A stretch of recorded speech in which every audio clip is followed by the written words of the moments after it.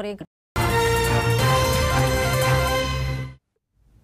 నంద్యాల జిల్లా ఆళ్లగడ్డకు చెందిన నగేష్ పై ప్రశంసల జల్లు కురుస్తోంది. మానవ సేవే మాధవ సేవ అంటూ పలు సేవా కార్యక్రమాలు చేస్తున్నారు.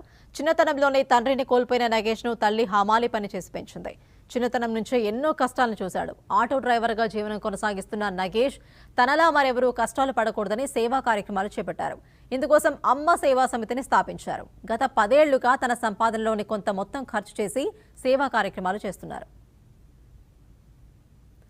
కుష్ఠరోగులు, మతి స్థిమితం లేని వృద్ధులు, ఆకలితో ఉన్న నిరుపేదలు, హెచ్ఐవి బాధితులకు సహాయం అందిస్తున్నారు. ఎన్నో అనాథ శవాలకు సొంత ఖర్చులతో దహన సంస్కారాలు చేశారు. అంతేకాదు తన ఆటోలో గర్భిణీ స్త్రీలకు ఉచిత రవాణా సౌకర్యం కల్పిస్తున్నారు. ఇక శీతాకాలంలో అభాగ్యులకు దుప్పట్లు పంపిణీ చేస్తుంటారు. నగేష్ సేవల్ని గుర్తించిన సహారా చారిటబుల్ ట్రస్ట్ ఆయనకు డాక్టరేట్ ప్రదానం చేసింది. కూరల మాదిరిలో అమలు పని చేసుకుంటూ ఆటో దొరుకుతూ స్వచ్ఛంద సేవ చేస్తున్నాను సార్.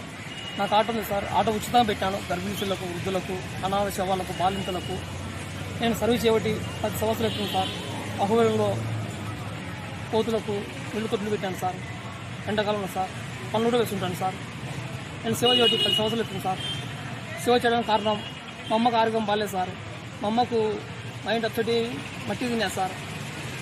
నాలాంటి పరిస్థితి ఎవరు రాకూడదని సేవ చేస్తున్నాను సార్ బయట సార్. మా అమ్మకు నేను ఉన్నాను. బయట రోడ్డు మీద అనాథాలు ఎవరు లేరు. నేను 18 వరకు ఎవరు నాకు చావకూడదు సార్. ఎవరు ఆకలి ఉండకూడదు సార్. నా కోసం బతకడం కాదు సార్. ఇతరుల కోసం బతకాలి సార్. మన కోసం బతికితే స్వార్థం అవుతుంది సార్. ఇతరుల కోసం బతికితే స్వార్థం అవుతుంది సార్. ఈ లోకం అశాస్త్రం సార్. ఎప్పుడు ఎప్పుడు పదం తెలియదు సార్. జీవితం నిడుపులు అండి సార్. ఈరోజు ఉంటే మట్లో సార్. మానవ జన్మ ఎత్తినందుకన్నా 100 రూపాయలు 10 రూపాయలు సాయం చేయాలి సార్. 2 వాళ్ళు సార్. రైతులని లంచాల పేరుతో రెవెన్యూ ఉద్యోగులు వేధిస్తున్నారు. పశ్చిమ గోదావరి జిల్లా మొగల్తూరు మండలం పేరు